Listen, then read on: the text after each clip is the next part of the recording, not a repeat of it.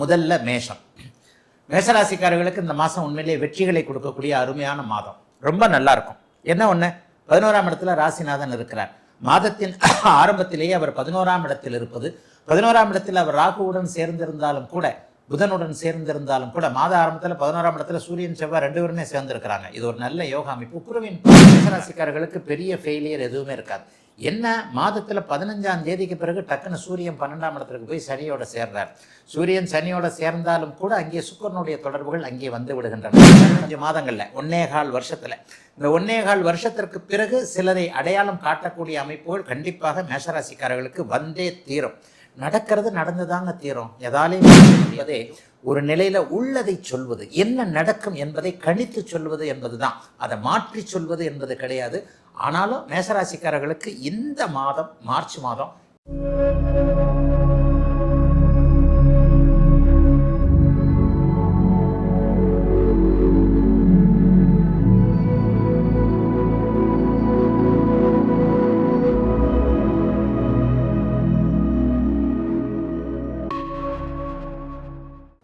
ஆன்மீக பரிகாரம் நேயர்கள் அனைவருக்கும் இனிய நல்வாழ்த்துக்கள்.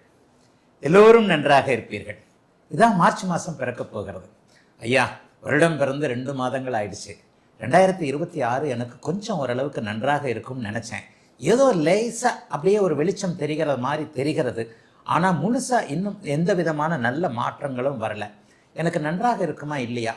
ஏதாவது ஒரு நல்ல நிலைமைகள் எப்படியாவது, ஒரு ஜோதிடத்தில் நம்பிக்கை இருப்பவர்களுக்கு, ஜோதிடத்தில் ஆர்வம் மட்டும் இல்லாமல் ஜோதிடத்தை புரிந்தவர்களுக்கே ஒரு சில நிலைகளில் சில விஷயங்களில் தயக்கம் இருக்கும். சரி, இந்த மார்ச் மாதம் 12 ராசிக்காரர்களுக்கும் எப்படி இருக்கும்? மார்ச் மாதத்தில் ஏதாவது முக்கிய கிரகங்கள், முக்கிய நிலைமைகள் ஏதாவது இருக்கா அப்படின்னு பார்த்தீங்கன்னா, வருடாந்திர கிரகங்கள்னு சொல்லப்படக்கூடியது 4 கிரகங்கள் தான். சனி, குரு, ராகு, கேது. இந்த வருடாந்திர கிரகங்களான 4ம் நிலையாக அந்த இடத்துல இருக்குது. இந்த வருஷம் இந்த மாதம் கண்டிப்பாக சனி பயிற்சி இல்லை. ஐயா, வாக்கிய பஞ்சாங்கப்படி சனி பயிற்சி மார்ச் மாதம் 7ஆம் தேதி அப்படி இப்படின்னு சொல்கிறாங்களே அப்படின்னு சொன்னீங்கன்னா, வாக்கிய பஞ்சாங்கம் என்பது முழுக்க முழுக்க தவறானது, ஞானிகளுடைய சித்தாந்தத்திற்கு விரோதமானது.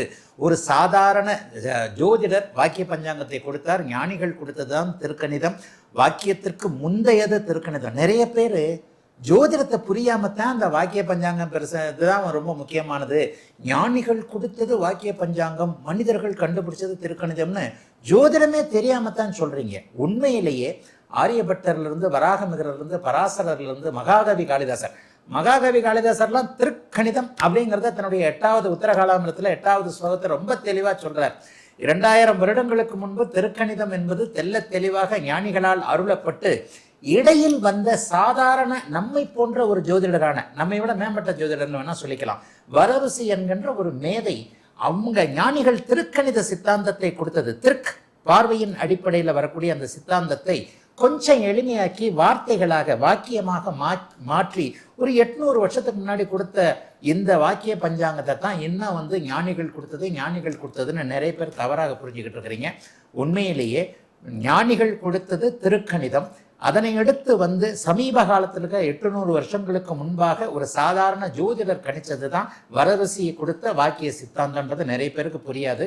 ஆகவே வாக்கிய பஞ்சாங்கப்படி சனிப்பெயர்ச்சி நடக்குதே அப்படின்னு சொல்றவங்களுக்கு சர்வ நிச்சயமாக இல்லை. திருக்கணிதப்படி சென்ற வருடமே சனிப்பெயர்ச்சி நடந்துருச்சு. இந்த மார்ச் மாதம் குரு அதே இடத்தில் இருக்கிறார், சனி அதே இடத்தில் இருக்கிறார், ராகு கேதுக்கள் அதே இடத்தில் இருக்க எப்பவுமே மாத கிரகங்கள் மாறும் இல்லையா? இந்த மார்ச் மாதத்தில் ஏதாவது விசேஷம் இருக்கா? எப்பவும் போல மார்ச் மாதம் கும்பத்திலிருந்து மீனத்திற்கு மாறுகிறார். யாரு? நம்ம சூரியன். தமிழ் மாதம் அவர் ஒரே வீட்டில் இருப்பார், ஆங்கில மாதத்தில் 2 வீட்டில் இருப்பார். அப்போ மார்ச் மாதத்தின் ஆரம்பத்தில் கும்ப வீட்டில் இருக்கக்கூடிய சூரியன் அதனை அடுத்து அப்படியே மீன வீட்டிற்கு மாறுகிறார். ஏதாவது பெரிய விசேஷம் இருக்கா? கும்பத்திலேயே நிலைத்திருக்கிறார்கள் புதனும் செவ்வாயும் ராகுவும். இந்த மாதம் முழுக்க அவங்க அதில் தான் இருக்கிறாங்க. இந்த ஒரு நிலையில் புதன் செவ்வாயோட ராகுவோட சேர்ந்து கெட்டு போறாரே அப்படின்னு பார்த்தா, நல்ல வேளையாக குருவின் பார்வை அவருக்கு இருக்கின்ற அமைப்பு. கும்பத்தில் நிறைய கிரகங்கள், சூரியன், புதன், செவ்வாய், ராகு ஆகிய 4 கிரகங்கள், குறிப்பாக 3 கிரகங்கள் ராகுவின் பிடியில் இருக்கின்ற ஒரு அமைப்பை நிவர்த்தி செய்யக்கூடிய விதமாக குருவின் பார்வையும் உங்களுக்கு நல்ல விதமாக இருக்கு. அதனால புதனோ செவ்வாயோ பலவீனமாக இல்லை என்பதுதான் உண்மை. வேற ஏதாவது மார்ச் மாசத்துல ஸ்பெஷல் இருக்கா? ஒரு 20-25 நாள் சுக்கிரன் உச்சமா இருக்கிறாங்க. ஆரம்பத்தில் 1ஆம் தேதி 2ஆம் தேதிலாம் கும்பத்தில் தான் இருக்கிறார். அதற்கப்புறம் 3ஆம் தேதி அல்லது 2ஆம் தேதி நினைக்கிறேன் 3ஆம் தேதியே சுக்கிரன் உச்சம் என்கின்ற அதி அற்புத ஒரு நிலைமையை அடைகிறார். ரிஷபராசிக்காரங்களுக்கும் துளாராசிக்காரங்களுக்கும் சுக்கிரன் உச்சம் இந்த மாதம் முழுவதும் ஒரு 20 நாட்கள் இருப்பது என்பது 20-25 நாட்கள் இருக்கிறார் என்பது மிகப்பெரிய ஒரு நல்ல அமைப்பு. மாதத்தின் இறுதியில் தான் அவர் உச்சத்திலிருந்து விலகுகிறார். உச்சத்தில் இருக்கும்போது என்ன பண்றாரு? சனியை சுபத்துவப்படுத்துகிறார். மீனராசிக்காரர்களுக்கு ஜென்மச்சனி அமைப்புகளை ஒரு 10-20 நாள் அப்படியே தம் பண்ணி வைப்பார். ஜென்மச்சனியுடைய ஒரு தடங்கல்கள் இதை அவர் நிறுத்தி வைக்கிறார் என்பதுதான் அர்த்தம். ஆக மாத கிரகங்கள் என்று சொல்லப்படக்கூடிய வழக்கம் போல சூரியன் 2 ராசிகளுக்கு மாற புதனும் செவ்வாயும் கும்ப வீட்டிலேயே ராகுவோடு பிடியில் இருந்தாலும் கூட குருவின் பார்வையில அற்புதமாக பலமிழக்காத ஒரு நிலைமையில சுக்கிரன் உச்சத்தை அடைந்து மாத கடைசியில மாறக்கூடிய அமைப்பு இந்த மார்ச் மாதத்தோட ஒரு ஸ்பெஷலான அமைப்புன்னே சொல்லுவேன். மற்றபடி கிரகங்கள் பெரும்பாலும் குருவின் பார்வையிலும் சுக்கிரனுடைய இணைவிலும் இருக்கிறார்கள்.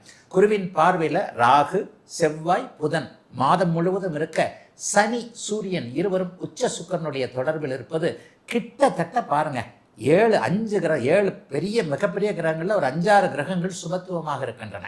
ஆகவே மார்ச் மாதம் பெரிய கஷ்டங்கள் எதுவும் இருக்காது. ஐயா நான் ரொம்ப ரொம்ப கஷ்டப்படுறேங்க என்னங்க அப்படின்னு சொல்றவங்களுக்கு அந்த ரொம்ப ரொம்ப அப்படிங்கிற வார்த்தையை எடுத்துட்டு வெறும் கஷ்டம் மட்டும்தான் படுறீங்கன்ற அளவுக்கு தான் இருக்கும். ஏன்னா 12 ராசிக்காரங்களுக்கும் நல்ல பலனே சொல்ல முடியாது. ஒரு ராசியில 65-70 கோடி பேர் பிறக்கிறீங்க. இப்ப அந்த 65-70 கோடி பேர் பிறக்கின்ற ஒண்ணுல உதாரணமாக மீனராசிக்காரர்கள் இப்போது ஜென்மச்சனியினால் கஷ்டப்படுவார்கள் அப்படின்னு சொன்னா எல்லாரும் கஷ்டப்படுவாங்களா? உண்மையிலே கிடையாது. ஏனென்றால் அவரவருடைய தகுதி இருப்பிடத்திற்கு ஏற்றாற் போல ஒருத்தர் ஏழையாக இருப்பார், ஒருத்தர் பணக்காரராக இருப்பார், ஒருத்தர் பெருங்கோடீஸ்வரராக இருப்பார், ஒருத்தர் மிடில் கிளாஸாக இருப்பார், ஒருத்தர் ரொம்ப லோயர் மிடில் கிளாஸாக இருப்பார். இப்படிலாம் இருக்குல்ல அவங்க பிறந்த ஜாதக அமைப்பு. அதற்கேற்றாற் போல ராசி பலன்ல கிரகங்கள் கொஞ்சம் நன்றாக வரும் பொழுது ரொம்ப கஷ்டப்படுறவர் கொஞ்சம் கஷ்டப்படுற நிலைமைக்கு மாறுவார், அல்லது சாதகமான கொஞ்சம் பலன்கள் நடக்கக்கூடிய திருப்தி அமைப்புகளில் தான் இருப்பார். இது துளாராசிக்கும் பொருந்தும். துளாராசிக்காரர்களுக்கு இப்போது இந்த மாதம் முழுவதும் மிகப்பெரிய நல்ல பலன்கள் இருக்கக்கூடிய தன்மைகள் இருக்கு. ஆனா எல்லாரும் கமெண்ட்ல என்ன சொல்லுவீங்க? ஐயா ஆஹா ஓஹோ அப்படின்னு தான் சொல்றீங்க, இங்க ஒன்றும் நடக்கலைங்க, நான் கஷ்டப்பட்டுக்கிட்டு இருக்கிறேங்கன்னு சொல்லுவீங்க.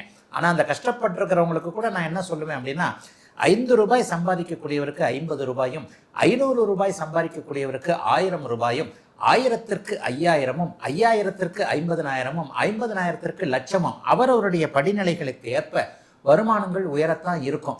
5 ரூபாய் சம்பாதிக்கிறவர் 5 கோடி சம்பாதிக்கிற அளவுக்கு மாறிட மாட்டார். இது உங்களுக்கே நன்றாக தெரியும். இப்பொழுது 12 ராசிக்காரர்களுக்கும் மீனம் முதல் மேஷம் வரையிலான இந்த 12 ராசிக்காரர்களுக்கும் இந்த மார்ச் மாதம் எத்தகைய நல்ல அல்லது சாதகமற்ற பலன்களை செய்யும் அப்படிங்கிறத பார்த்துடலாம். முதல்ல மேஷம். மேஷராசிக்காரர்களுக்கு இந்த மாதம் உண்மையிலேயே வெற்றிகளை கொடுக்கக்கூடிய அருமையான மாதம். ரொம்ப நல்லா இருக்கும். என்ன ஒன்று, 11ஆம் இடத்துல ராசிநாதன் இருக்கிறார். மாதத்தின் ஆரம்பத்திலேயே அவர் 11ஆம் இடத்தில் இருப்பது, 11ஆம் இடத்தில் அவர் ராகுவுடன் சேர்ந்திருந்தாலும் கூட, புதனுடன் சேர்ந்திருந்தாலும் கூட, மாத ஆரம்பத்தில் 11ஆம் இடத்துல சூரியன் செவ்வாய் 2 பேருமே சேர்ந்திருக்கிறாங்க. இது ஒரு நல்ல யோகா அமைப்பு. குருவின் பார்வையில் இருக்கிறாங்க. 5ஆம் அதிபதி மாதத்தின் முதல் 15 நாட்கள் அப்படியே நல்ல நிலைமையாக வெகு அருமையான ஒரு அமைப்புல இவரோடு இருப்பது, அதாவது செவ்வாயோடு சூரியன் செவ்வாய் சேர்ந்திருப்பது, 11ஆம் இடத்தில் இருப்பது, இவர்களை இந்த அமைப்பை விட மேலாக குருவின் பார்வையில் இருப்பது என்பது கடந்த காலத்துல எந்தெந்த இடத்துல எல்லாம் தோல்வி போன்ற அமைப்புகளை சந்தித்தீர்களோ அந்தந்த இடத்துல இருந்தெல்லாம் இப்ப வெற்றி போன்ற அமைப்புகள், தோல்விக்கு மாறாக எல்லாம் நல்ல விதமாக கட்டமைக்கப்பட்டிருக்கிறது என்கின்ற ஒரு மனசாந்தி திருப்தி கிடைக்கக்கூடிய அருமையான மாதமா இந்த மாதம் கண்டிப்பா அமையுங்க. மேஷராசிக்காரர்களுக்கு பெரிய ஃபெயிலியர் எதுவுமே இருக்காது. என்ன, மாதத்துல 15ஆம் தேதிக்கு பிறகு டக்குன்னு சூரியன் 12ஆம் இடத்துக்கு போய் சனியோட சேர்றார்.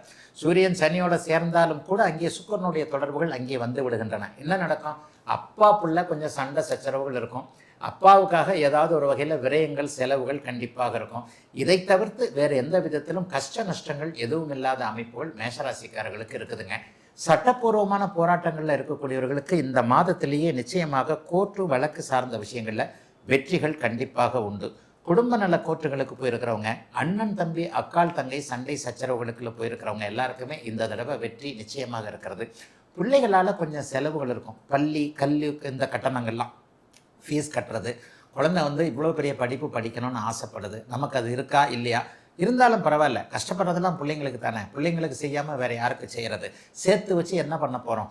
சேர்த்து வச்சு பணமாக கொடுக்கறத விட ஒரு நல்ல கல்வியை பிள்ளைங்களுக்கு கொடுத்துட்டா அதுவே நாளைக்கு பழச்சிக்கும் இல்லையா என்கின்ற மாதிரியாக எல்லா நிலைகள்லையும் பிள்ளைகளை பற்றிய அருமையான நல்லவைகள் நடக்கக்கூடிய அமைப்புகள் மேஷராசிக்காரர்களுக்கு எல்லாருக்கும் இருக்குதுங்க. ஒரு சில நிலைகளில் மனைவியை பற்றி கொஞ்சம் கவலைகள் வரும். மே மாதம் 15 மார்ச் மாதம் 15ஆம் தேதிக்கு பிறகு சுக்கிரனுடைய சனியுடைய இணைவு கொஞ்சம் நெருக்கமாக ஆகக்கூடிய அந்த சூழல்ல காதலன் காதலி அமைப்புகளில் கொஞ்சம் பிணக்குகள் வரத்தான் செய்யும். ஊழல்னு வச்சுக்கோங்களேன், பிரேக்கப்லாம் ஆகாது. என்னங்க இப்படி டக்குன்னு பயமுறுத்துறீங்க? நானே இப்போது வராது வந்த மாமணி போல இப்போத்தான் ஒரு பெண் என்னை காதலிக்குது, இப்போத்தான் ஒரு ஆண் என்னை காதலிக்கிறாரு, இந்த மாதிரி நேரங்களில் டக்குன்னு குண்டை தூக்கி போடுறீங்களே அப்படின்னு இளைய பருவத்தினருக்கு கொஞ்சம் யோசனைகள் வந்தால் உண்மையிலேயே சில நிலைகளில் உங்களுக்கு 7 சனி நடந்துகிட்டு இருக்குன்றதையும் மேஷராசிக்காரங்க மறக்கக்கூடாது. 2027ஆம் வருடம் ஜூன் மாதத்திலிருந்து உங்களுக்கு ஜென்மச்சனி ஆரம்பிக்க போகிறது. இன்றும் கிட்டத்தட்ட ஒரு 15 மாதங்கள்ல 1.25 வருஷத்துல. இந்த 1.25 வருஷத்திற்கு பிறகு சிலரை அடையாளம் காட்டக்கூடிய அமைப்புகள் கண்டிப்பாக மேஷராசிக்காரர்களுக்கு வந்தே தீரும்.